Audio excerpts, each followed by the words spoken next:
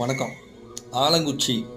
ஆலங்குச்சியில பல்லு விளக்குறது அப்படிங்கிறது பார்த்தீங்கன்னா, உங்களுக்கு பல் கூச்சம், பல்லு வலி, அதுபோக உங்களுக்கு ஈறு இருக்கு இல்லையா? அத நல்லா ஸ்ட்ராங் ஆக்கும். நீங்க இந்த குச்சிய நல்லா கடிச்சு, நீங்க கொஞ்ச நேரம் 10 நிமிஷம் இது பண்ணீங்கனாலே ஆட்டோமேட்டிக்கா ஈறு நல்லா ஸ்ட்ராங்கால உங்களால ஃபீல் பண்ண முடியும். அப்ப ஈறுலேருந்து வரக்கூடிய இரத்த கசிவு, ஈறுல ஏற்பட்ட புண்ணு, வாயில ஏற்பட்ட புண்ணு, பற்கள் ஏற்பட்ட கரை, சரிங்களா? சொத்தைப்புல இருந்தா கூட சொத்தைப்புல் தன்மை குறையும். ஆரம்பத்துல இருந்ததுன்னா, அந்த சொத்த பல் குறைஞ்சு அதுக்கப்புறம் சொத்த பல்லே வராம பார்த்துக்கும். பல்ல வலி இருந்துச்சுன்னா, அந்த வலி சரியாகும். ஈறுகள்ல நிக்காம பல்ல ஆட்டிருந்துச்சுன்னா, அந்த ஆலங்குச்சியில விளக்க விளக்க என்ன ஆகும்னா, ஆட்டோமேட்டிக்கா அந்த ஈறுகள் பலமாகி பல்ல புடிச்சு வச்சுக்கும். சரிங்களா? அந்த அளவுக்கு ஒரு பலம் வாய்ந்தது தான் இந்த ஆலங்குச்சி.